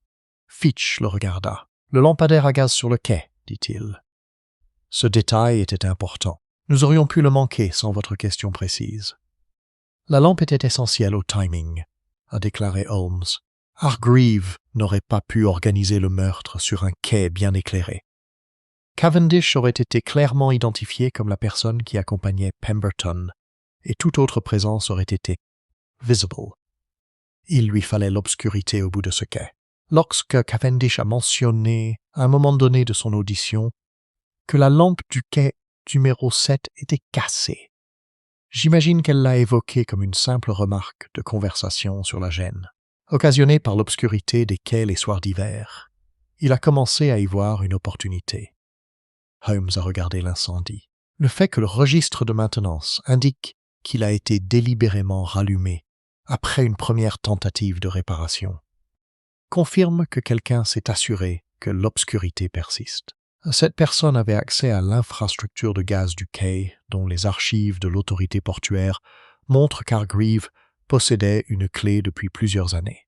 Il l'a réparée, interrompue lui-même? Ai-je demandé. Ou alors c'est Cusack qui l'a fait, dit Holmes.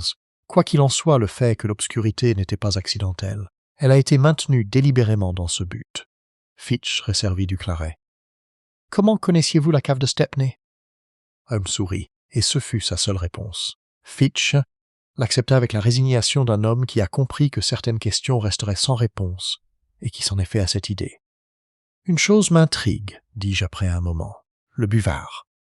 Le buvard remplacé dans le bureau de Pemberton. Vous avez remarqué que quelqu'un l'avait remplacé récemment. Était-ce Cavendish, lorsqu'elle est passée jeudi, détruisant ainsi des preuves de ce qui y était écrit? Presque certainement, dit Holmes. Je crois que Pemberton l'a laissé seul dans son bureau quelques minutes. Pour chercher un document, peut-être, ou pour aller chercher Trench. Elle a aperçu, à travers le bureau vitré ou un tiroir brièvement entr'ouvert, ce qui lui a permis de comprendre l'état de ses documents. Elle ne pouvait pas prendre les papiers, cela se serait remarqué. Mais elle pouvait remettre le buvard en place, effaçant ainsi les traces des brouillons de lettres qu'il rédigeait. Et elle pouvait déverrouiller le tiroir, peut-être dans l'intention de revenir chercher les papiers plus tard, ou peut-être, dans la confusion du moment, l'a-t-elle simplement laissé ouvert par erreur. Il marqua une pause. Puis elle est allée voir Hargreaves et lui a raconté ce qu'elle avait vu. Et Hargreaves a mis le reste en branle. Elle lui a fourni les informations dont il avait besoin, a déclaré Fitch. Oui, sans le vouloir, sans savoir ce qu'il en ferait. Holmes posa son verre. C'est ce qui, je crois, me persuade que son récit de la rencontre sur le quai est véridique. Ce n'est pas une femme qui donnerait à quelqu'un les moyens précis de sa propre perte si elle savait que c'était ce qu'elle faisait. Elle a raconté à Hargreaves ce qu'elle avait vu dans le bureau de Pemberton parce qu'elle le prenait pour son associé et qu'elle était inquiète. Il a exploité cette inquiétude pour l'envoyer sur le quai et Cusack au fond. Il regarda Fitch. Elle n'était pas innocente, inspecteur. Elle n'était pas celle qu'elle prétend être aujourd'hui. Mais ce soir-là, sur le quai numéro 7, je crois qu'elle a été trompée. L'incendie s'est éteint. Dales, Baker Street, continuait son cours habituel du samedi soir.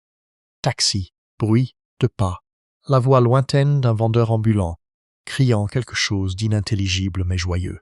Pemberton, dis-je enfin. Il mérite qu'on le dise clairement.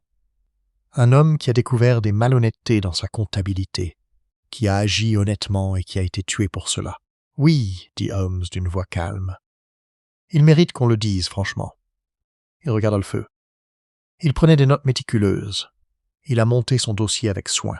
Il a tout raconté à son employeur par loyauté.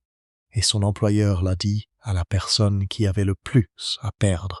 Et cette personne a fait en sorte qu'il n'aille pas au bout de ce qu'il avait commencé. Mais il l'avait commencé. et ce qu'il a commencé est maintenant, plus ou moins, terminé. Il marqua une pause. C'est une bien maigre consolation, ce qui, je le crains, est souvent le cas des consolations. Fitch leva légèrement son verre. Nous levâmes le nôtre. Chapitre 13. Holmes fait une remarque sur le brouillard.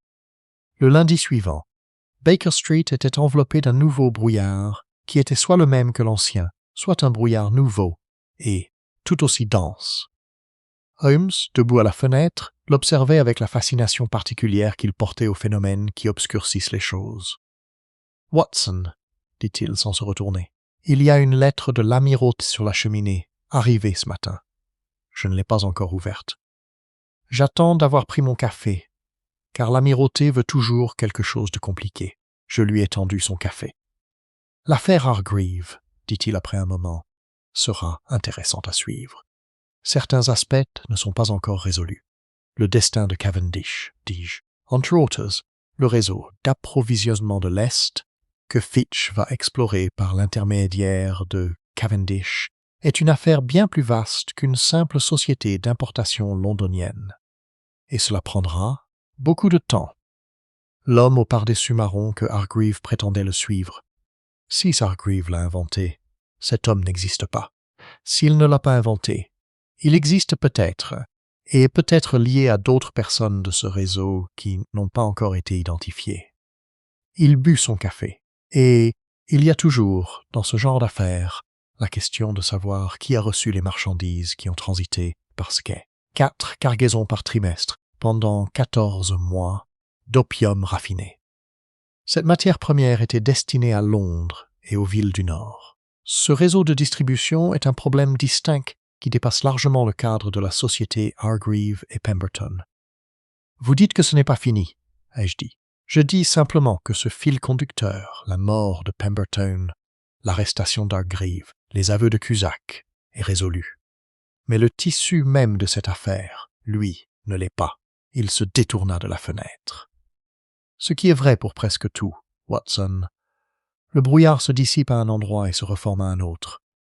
La ville est vaste et il faut faire preuve de patience. Il posa sa tasse et prit la lettre de l'Amirauté, la pesant dans sa main avec le scepticisme modéré de l'expérience. Je suppose que je ferais mieux de l'ouvrir. J'ai pris mon journal. Hargreaves prétendra, dit Holmes en déchirant l'enveloppe, que l'opération était principalement l'œuvre de Cavendish et que sa propre implication était périphérique et largement due à son ignorance. Il a eu plusieurs jours pour préparer cet argument avec son avocat, et il a l'avantage considérable d'être presque plausible si on ne l'examine pas de près, et presque toutes les défenses pénales reposent sur le fait qu'on ne les examine pas de trop près. Il déplia la lettre de l'Amirauté. Il la lut, il la reposa. Mon Dieu, qu'est-ce que c'est? L'Amirauté sollicite mon aide pour une affaire qui implique, d'une manière ou d'une autre, un bateau, 2 officiers de marine disparus, une pièce scellée et une quantité de chocolat belge, dont le lien avec cette affaire n'apparaît pas immédiatement à la lecture de cette lettre. Il relut la lettre. J'avais prévu de consacrer la semaine à la révision de ma monographie sur les types de chiffrement, qui m'attend depuis septembre. Il plia la lettre. Ce sera plus intéressant. Il était déjà en train d'attraper son manteau. Holmes, dis-je. Oui, Watson, Pemberton. Vous avez dit un jour que les affaires qui se terminent par une arrestation vous satisfaisaient d'une manière spécifique, mais limitée. Il s'interrompit en enfilant son manteau. Ai-je dit ça? Quelque chose comme ça. Que la justice et la satisfaction sont 2 choses différentes. Holmes resta silencieux un instant. Dehors, le brouillard se pressait doucement contre la vitre avec la patience impersonnelle de quelque chose qui ne se soucie d'aucun dénouement. Pemberton était prudent, dit-il enfin. Il était honnête. Il a monté un dossier solide, car il avait tout construit dans cette optique. Le dossier tient bon. Il a été remis aux autorités compétentes et sera examiné par le tribunal approprié. Il boutonna son manteau. Voilà ce que je peux faire pour lui, Watson. Je ne peux rien faire de plus. Ni la justice ni la satisfaction ne peuvent rendre ce qui est irrémédiablement perdu. Elles ne peuvent que l'expliquer. L'explication était, justement, son point fort. Un léger sourire esquissé apparut un instant. J'espère qu'il aurait approuvé le dénouement de sa dernière affaire. Il se dirigea vers la porte. « Tu viens » dit-il. J'ai plié mon journal et j'ai pris mon manteau. Chapitre 14. La gare la nuit, revisité. Il y a un post-scriptum à l'affaire Aldous Pemberton et au meurtre de la gare de Silverbridge que je relate ici non pas parce qu'il est essentiel à l'affaire, mais parce qu'il me semble essentiel à autre chose. 3 semaines après l'arrestation d'Hargreave, je me suis retrouvé dans ce quartier pour une toute autre raison. Un patient à Whitechapel, tard dans la soirée. Un taxi qui a emprunté un itinéraire que je n'avais pas choisi et m'a déposé à 400 mètres de ma destination. J'ai donc parcouru le reste du trajet à pied et suis passé devant la gare de Silverbridge. Le terminus à 10 heures du soir offre une atmosphère différente de celle de minuit. Ni tout à fait désert, ni tout à fait animé. Dans un état intermédiaire, comme un lieu qui s'achève peu à peu. Les voyageurs traversaient le hall avec la rapidité concentrée de ceux qui prennent un train dont ils ont soigneusement calculé l'horaire. Le kiosque à boissons était encore ouvert. Les lampes à gaz, alignées, baignaient tout d'une lumière ambrée et tamisée. J'ai traversé, sans raison apparente, jusqu'au bout du quai 7. La lampe du poste d'aiguillage avait été réparée. Entièrement cette fois. Son verre propre, sa flamme stable et généreuse. Le quai était éclairé de façon ordinaire sur toute sa longueur, sans rien de particulier à ce tronçon de voie, à cette bordure de fer, à ce coin précis d'une gare terminus londonienne si animée. Les gens traversent ces lieux chaque jour, sans se soucier de ce qu'ils peuvent receler. Un porteur balayait au fond. Il me jeta un regard sans intérêt particulier. Je restai un instant à l'endroit marqué par le tracé à la craie, effacé depuis longtemps par les intempéries, les roues des chariots à bagages et les pas des passagers qui ignoraient tout de ce qui s'était passé ici. Pemberton se tenait là, pensai-je. Il croyait rencontrer quelqu'un pour plaider une cause déjà gagnée, pour tenter une dernière fois de convaincre par la raison avant de remettre ses documents aux autorités. C'était un homme prudent, c'était un homme honnête. Il avait agi en toute conscience avec ce qu'il avait trouvé et en était mort dans une gare glaciale à minuit moins le quart. Je suis resté là un instant. Je suis ensuite retourné dans le hall, j'ai rejoint la rue November et j'ai trouvé un taxi. Holmes. Lorsque je suis arrivé à Baker Street et que j'ai mentionné où j'étais allé, a levé les yeux de son bureau où il était plongé dans le problème du chocolat belge et a dit, sans émotion, apparente, mais avec cette attention particulière qui, je le savais, signifiait que la chose était enregistrée. S'il avait eu ces 15 jours. Je sais, ai-je dit. C'est un point positif pour le monde, a déclaré Holmes. Que quelqu'un l'ait terminé. Il retourna aux journaux de l'Amirauté. J'ôtai mon manteau et m'assis près du feu, et je n'eus pas tout à fait la conversation que j'ai consignée dans ma mémoire plutôt que sur le papier. Que le monde abrite dans des proportions que nous ne pouvons contrôler. Des gens qui bâtissent avec soin de fausses constructions et d'autres qui les démantèlent avec soin. Que la satisfaction de démanteler est réelle, mais que ces constructions n'ont jamais été érigées dans le but d'être démolies. Qu'un homme comme Aldous Pemberton était une rareté, et que celui qui veilla à ce que son œuvre soit menée à terme en était une autre, à sa folle, manière difficile, arrogante et brillante. Le feu était chaud. Le brouillard s'était installé, comme toujours, sur la ville qui le subit. Dehors, Londres continuait de vivre. Ainsi s'achève le récit de Sherlock Holmes et du meurtre de la gare de Silverbridge, tel que consigné par le docteur John Ash, Watson, docteur en médecine, d'après les notes prises en novembre de l'année en question.